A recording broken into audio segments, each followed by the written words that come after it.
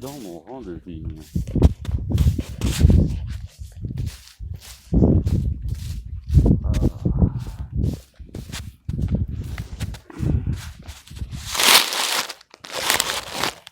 C'est quand tu sais qu'il y a des femmes comme Audrey qui existent que tu comprends que dans certains pays, on les lapide.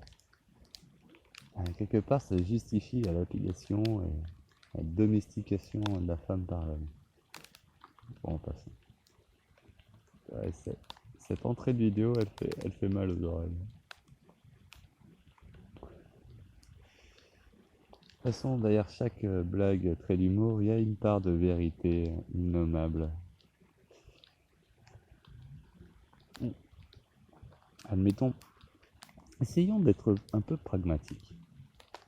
Quand l'homme fait le mal, quand l'homme achète une fillette de 13 ans pour bien l'adresser, et quand elle a l'âge de 20 ans, tout ça pour avoir des enfants, et la famille reste à la maison, s'occupe des enfants, tout ça. L'homme fait le mal. L'homme, c'est typiquement les musulmans qui font ça. Et ça produit quoi le mal de l'homme sur Terre? Le mal de l'homme sur Terre produit la vie, en fait. L'expansion, la naissance d'esprits incarnés. Que si tu es né homme, tu as le droit de faire le mal, et si tu es né femme, tu dois te soumettre à un homme, dans la logique musulmane. Maintenant, quand c'est la femme qui fait le mal, quand c'est la femme qui, par sa liberté, choisit de changer d'homme comme de chemise, avorte ses enfants, devient une pute, suce des salauds pour se faire jeter après, a des relations infertiles, des relations sexuelles infertiles tout le long de sa vie, jusqu'à ce qu'elle elle arrive au moment où elle ne séduit plus et qu'elle finit seule dans le fameux cimetière des éléphants.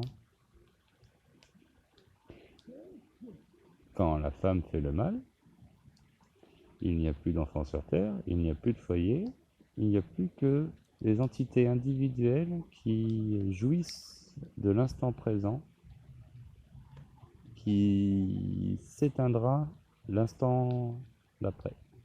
Parce qu'après, il n'y a plus d'enfants, il n'y a plus de vie, il n'y a plus de jouissance, il y a...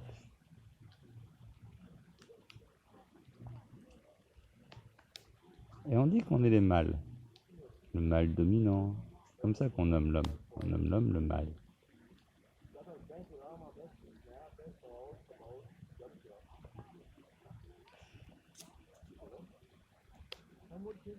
Ça, c'est une vérité qui fait mal et qui est dure à entendre.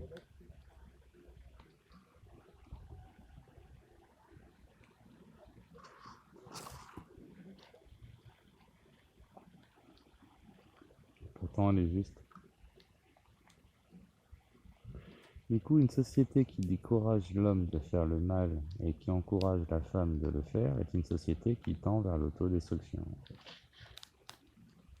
Et quand on voit la démographie, la natalité par femme des pays des femmes émancipées, les États-Unis, Angleterre, la France, comme ça,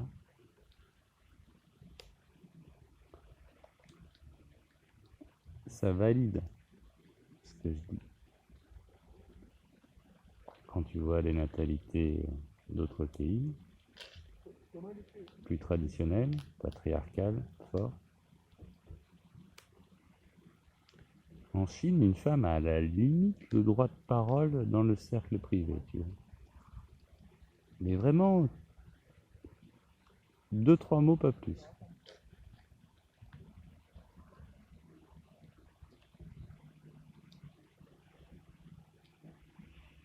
Et pendant des années, ils ont tué toutes les fillettes.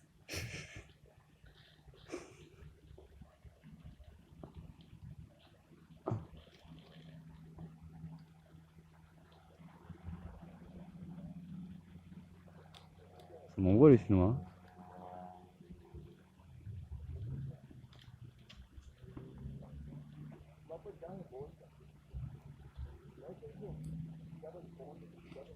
Ça va à l'encontre de toute la moralité qu'on nous a mis dans la tête.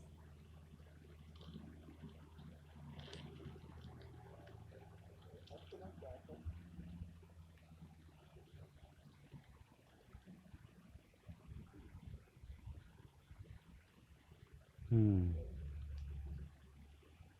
Là, j'étais dans le camion pendant la pause. J'entendais les gars se payer le cul en disant que la société, c'était elle qui nous permettait d'éviter qu'on s'entretue.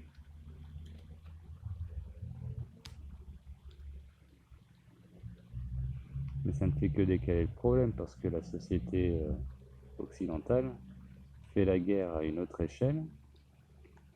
Et quand tu vois la qualité de vie et la qualité des familles et la manière de procréer,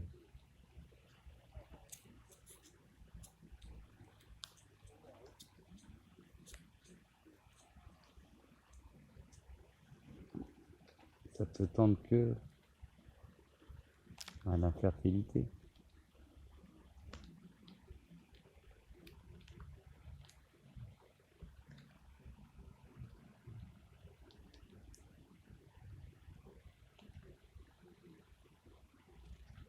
La guerre des sexes.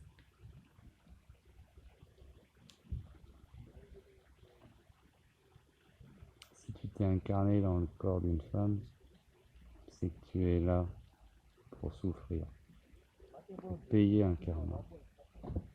Si tu t'es incarné dans le corps d'un homme, c'est parce que tu as le droit, le devoir d'infliger les punitions à ceux qui le méritent. Et quand tu auras outrepassé ce drap de justice et que tu t'auras appliqué le mal à faire à outrance, tu auras des filles qui devront payer ton karma. C'est à ça qu'on reconnaît si un homme a été juste ou non dans sa vie.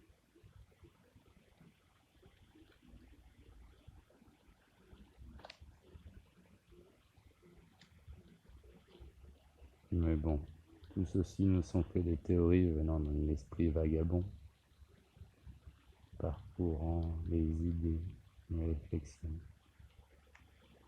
tirant des généralités d'exemples locaux, des exemples assez récurrents, à mon sens, pour permettre d'en faire des généralités.